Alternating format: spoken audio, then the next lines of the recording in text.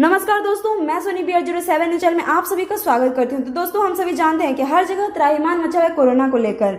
जी हां दोस्तों, दिल्ली, मुंबई व कोलकाता से लोग अपने घर को आने के लिए बेचैन पड़े हैं, चाहे वो ट्रेन से हो या बस से हो, या फिर एक ऑप्शन और भी है, वो है हवाई मार्ग का। हवाई मार्ग में स्पाइसजेट ने आपदा में भी अवसर ढूंढ लिया है। जी हाँ दोस्तों, आज हम इसी को लेकर बात करने वाले हैं कि मिथिला आने वाले जो लोग हैं दिल्ली, मुंबई, कोलकाता व बेंगलुरु से, जो मिथिला लौटना चाहते हैं, उन्हें कैसे ब्लैकमेल किया जाता है स्पाइसजेट कंपनी के द्वारा, कैसे उनसे मनमाना किराया वसूला जाता है, किस तरीके से लोगों को बिहार आने की भारी कीमत चुकानी पड़ती है, कितना महंगा हो गया है हवाई मार्ग।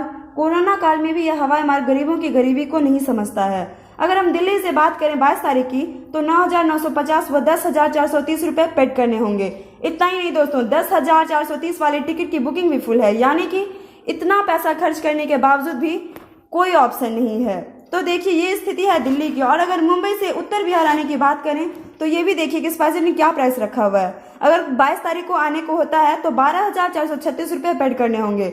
वहीं 23 को 9,812, 24 को 9,076 व 25 को 9,076 है। और अगर दरभंगा से बात करें 22 तारीख की, जो आना चाहते हैं, तो उनके लिए 3,992, 23 को 4,298, 24 को 3,992, वहीं 25 को 3,992 है। दरभंगा से टिकट का प्राइस कम होने की वजह से ये जाने वाले लोगों की भीड़ कम है, लेकिन आने वाली भीड़ ज्यादा है, इसलिए टिकट का प्राइस हाई किया गया है, क्योंकि लोग भारी मात्रा में बाहर से लौट रहे हैं, क्योंकि हर जगह लॉकडाउन है और कब तक लॉकडाउन रहेगा उसकी कोई गारंटी नहीं है। साथ ही बेंगलोर की बात करें तो वहां भी 22 तारीख को 11,409 रुपए, वहीं 23 को 11,409, 24 को 10,569, 25 को 10,569 है। तो ये रेट है बेंगलोर का।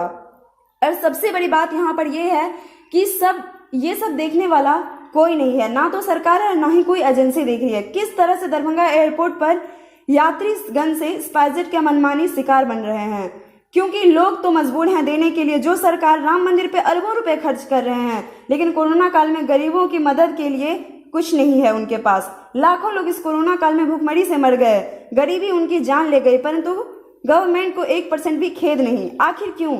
यही वो गवर्नमेंट है, जब उन्हें वोट की जरूरत होती है तो घर घर जाकर पहुंचते हैं, पर्चे पहुंचाते हैं, वोट की भीख मांगते फिरते हैं, लेकिन जब जनता को इसी सरकार की जरूरत हो तो सरकार कुछ नहीं कर पाती। गवर्नमेंट द्वारा दिए गए राशन पानी क्या उन गरीबों तक पहुंच पाती है जहां तक पहुंचना चाहिए? जी नहीं दोस्तों, ये घोटाले हमारे देश को अंदर ही अंदर खा रही है। जो सेवा गरीबों तक पहुंचनी चाहिए वो तो पहुंच नहीं पाती है। BR07 परिवार की ओर से आप सभी से यही गुजारिश है कि अपने वोट की कीमत समझें और सही फैसला लें। शुक्रिया। तो आज बस के लिए बस इतना ही, फिर मिलेंगे नए अपडेट के साथ।